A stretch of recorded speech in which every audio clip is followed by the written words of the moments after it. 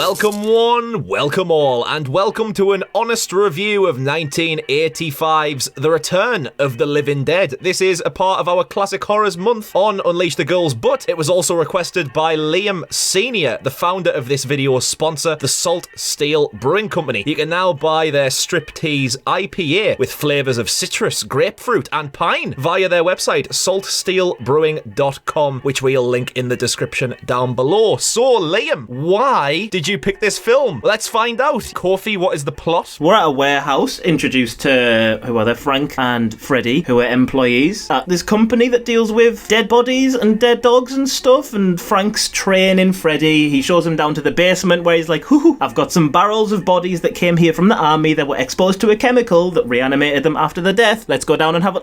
Whoops! Accidentally released them all, obviously sparking a bit of a zombie reanimation kind of apocalypse. Yes, that's true. And in amongst the apocalypse, we've got a gang of dirty punks kicking around, looking straight out of New Year's Evil right there. Oh my god, yeah. It finally sank in while watching this film how much of an absolute fucking nerdy freak I am. It took this film. Yeah. Should have happened a lot sooner. It's because they were like, Frank's like, oh, it's like, you know that movie, Night of the Living Dead? Yeah, it was based on real life. So what happened back in 1969? I sat there like, Night of the Living Dead was actually 1968, Frank. For fuck's sake. I really like the zombies in this film, how they just do not follow the general rules of normal zombies. Destroying the brain does nothing. Like, you can cut the head off and the body still keeps going. You can cut the hand off and the hand still keeps crawling around. Dead butterflies on the walls come back to life that are like framed. And then like there's these like half dog models to show you like what the inside of a dog looks like, and they just start like coming back to life as well. It was actually brilliant. It was fun to watch. Like, it was a good laugh. I think the zombie parts are overshadowed in strangeness by the red-haired punk girl. What is up with her? Just, it doesn't matter what situation she's in, she's just getting her flaps out for nothing, like. Flaps out. Unveiling her fucking beef bucket my in her God, fucking Peter. cemetery, like. You are so northern. But, just like Liam's brewery, she gives us all a bit of a striptease. Yeah, how's that? Eventually the lads meet up with a guy called Bert who owns this warehouse. And in the background there's like, you know when you go get your eyes tested and they've got like the chart on the wall where the letters get progressively smaller. If you read the chart on the wall, it says, Bert is a slave driver and a cheap son of a bitch who's going bald too. That's amazing. Yeah. Oh my days. And eventually they all go over the road because there just happens to be a crematorium across the road. It's everything random as fuck. They're just like, I just love how they're thinking of stuff. They're like, think. What can we do with these bodies? Quick, kill it. Oh, it didn't work. Quick, think for God's sake. Oh shit, there's a fucking crematorium 2 fucking meters away. But it doesn't fucking work, does it? Because they burn all the bodies and the cadavers and shit, and it sends the smoke into the sky, creating a chemical rainstorm that then resurrects the cemetery. And that's really creative as well. I fucking great. love that. And the zombies are clever zombies as well. They're not fucking stupid. Like, they're killing cops and then radioing them for more cops.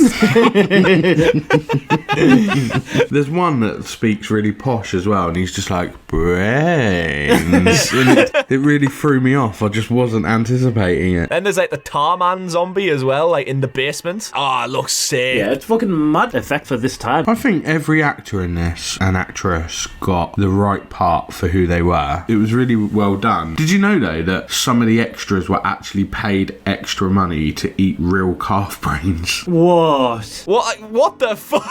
Yeah. What? And, like, the director wouldn't ask the extras to do anything he wouldn't do, so he just stood there eating calf brains to prove to them that it was all right to do, and then paid them more money to do it. What a fucking pro. A pro? Do you mean a prick? Fuck me. I love this film, though. I genuinely love this film because we've got, like, punk rockers, we've got the punk rock soundtrack. Yeah, I love it when they bring the music in. Yeah, it's fantastic.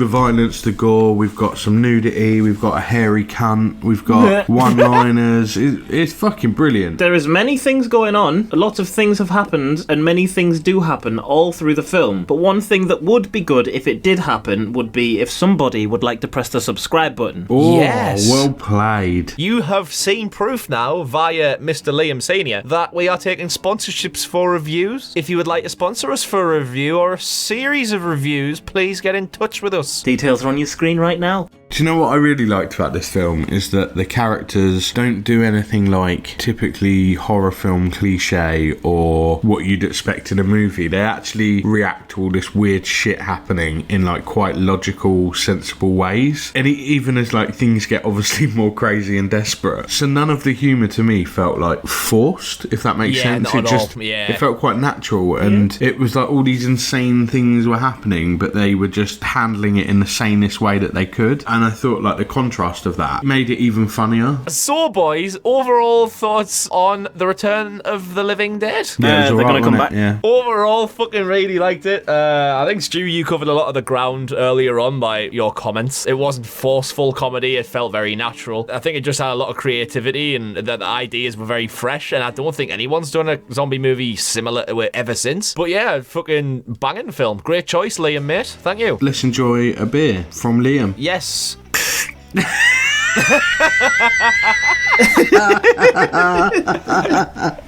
So realistic.